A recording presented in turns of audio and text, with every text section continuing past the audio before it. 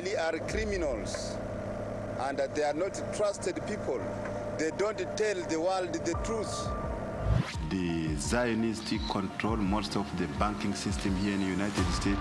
Actually, they own even sometimes the United States of America indirectly, if you don't know this. Britain, except there are very many Jews who are also controlling your economy in Britain. That you said Hitler didn't kill enough Jews during the war.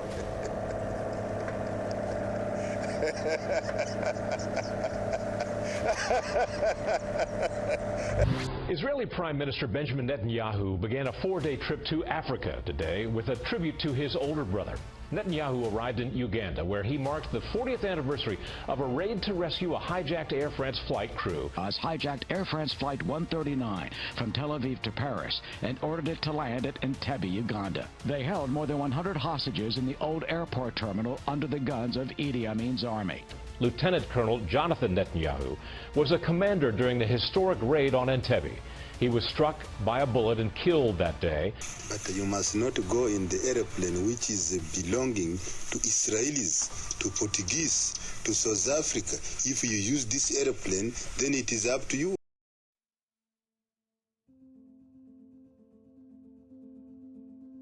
Initially, Uganda had excellent relations with Israel. The Israeli government constantly tried to develop a partnership with countries it considered at the edge of the Arab world. Israel sold $7 million worth of weapons to the Ugandan military, started to funnel weapons into South Sudan to empower a rebel group known as the Anyanya. They figured that the northern Arab-dominated Sudan would be so busy fighting the rebel forces that they wouldn't help the Egyptians try to evade Israel's newly captured Sinai Peninsula. At the time, Uganda's president was Milton Obote, a Pan-Africanist who believed in Palestine's rightful land ownership. He condemned Israel any chance he got. Uganda's army commander, on the other hand, loved Israel. He briefly had taken a paratrooper course with a couple of Israeli soldiers.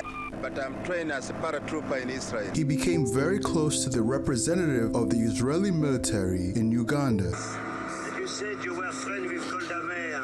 Yes, because she used to give me very good entertainment when I go to Israel. Idi Amin comes from a region that borders southern Sudan. He smuggled arms on behalf of the Israeli people to the rebel forces. This cooperation between the Israelis and General Amin was all against Obote's wishes.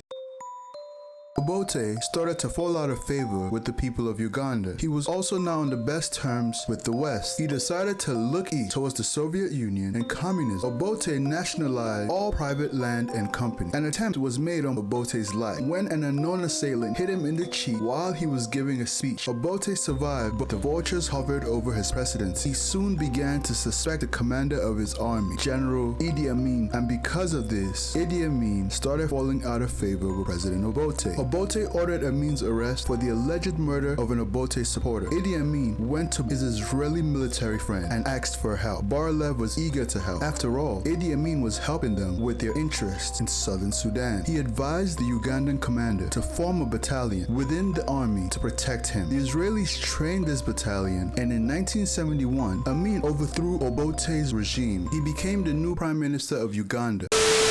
Ugandans have come out wholeheartedly in support of His Excellency General Idi Amin Dada, the President of the Second Republic of Uganda. The brave general has made up his mind. He would not sit down and watch his people tormented by the colonialists, neo-colonialists, and Zionists. Amin's first line of duty as Prime Minister was to eliminate detractors, and the Israeli government supported him with all necessary ammunition and weapons. Initially, Idi Amin was the golden boy. He would cooperate with the West and do whatever they said, but they were sadly mistaken. Amin soon made it clear to the West that he was not a puppet. I changed from Israeli alliance because Israeli are criminals and that they are not trusted people. They don't tell the world the truth. They were taken to Palestine as refugees, and then they changed Palestine to become a state of Israel. Amin was a devout Muslim, and as a Muslim, viewed the Israeli people as criminals. The Israelis decided to stop selling arms to him, which was the turning point in the relationship between Israel and Idi Amin. Amin turned to Colonel Gaddafi for arms, and Gaddafi agreed to sell jets to him, but he had to cut all ties with the Israeli government. Amin agreed to this deal. He expelled Israelis from the country, installed the Palestinian Liberation Organization in the former Israeli embassy, and then began constructing a giant mosque in downtown Kampala. The reason why I chased them from Uganda was because of the economy of Uganda. Uganda was going to be bankrupt. That is the reason why I chased away the Israelis. Amin was mad that Israel denied him fighter jets, and this grew his sympathy for the Arabs even more. I came so close to the Arab because Arab found that I am most influential leader in Africa, in the continent. Before radical Islamic terrorism so challenged us, Israel stunned the world with a daring and brazen raid on Entebbe. Terrorists for the Palestinian cause hijacked Air France Flight 139 from Tel Aviv to Paris and ordered it to land at Entebbe, Uganda. They held more than 100 hostages in the old airport terminal under the guns of Idi Amin's army and threatened to execute them unless 53 Palestinian militants were released from prison.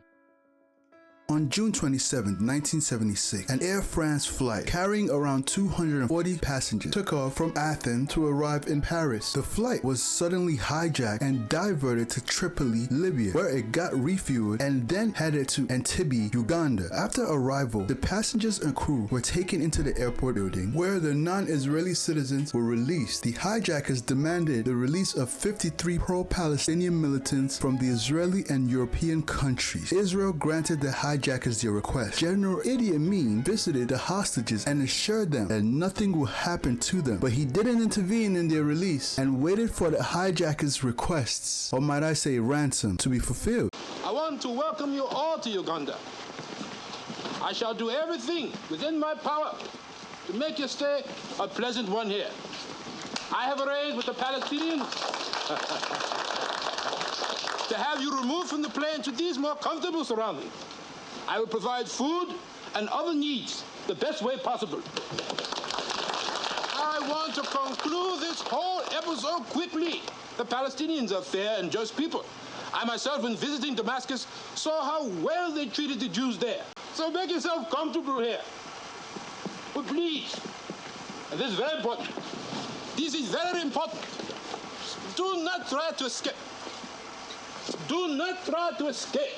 Israel deployed its special forces led by Idi Netanyahu, the older brother of Benjamin Netanyahu. Netanyahu and his forces stormed Entebbe on the 4th of July 1976, where a huge battle ensued. Most of the hostages got released by the Israeli forces. Idi Netanyahu lost his life alongside other Israeli and Ugandan army men. 30-year-old Lieutenant Colonel Jonathan or Yoni Netanyahu was mortally wounded. Born in New York City, he attended Harvard and was the older brother of now Israeli Prime Minister Benjamin Netanyahu. I remember him as a leader when he was 6 years old, and he was a wonderful brother. He was warm, he was compassionate, he was considerate, very brave, very smart. Benjamin Netanyahu, the Prime Minister of Israel, is a renowned and respected politician. When his older brother died in Entebbe, he was young, but this skyrocketed his family's name, Netanyahu, into stardom. Benjamin used his newfound status as leverage to trailblaze the political arena. He became the Prime Minister of Israel. Netanyahu has a firm stance against Palestine. He has admitted that his brother's death made him get into politics. And I heard my mother scream, and it was actually worse than hearing about Yoni's death. It's often said that the worst thing you can do as a prime minister or as a commander in the army is to tell a family that they lost their son. But now I was telling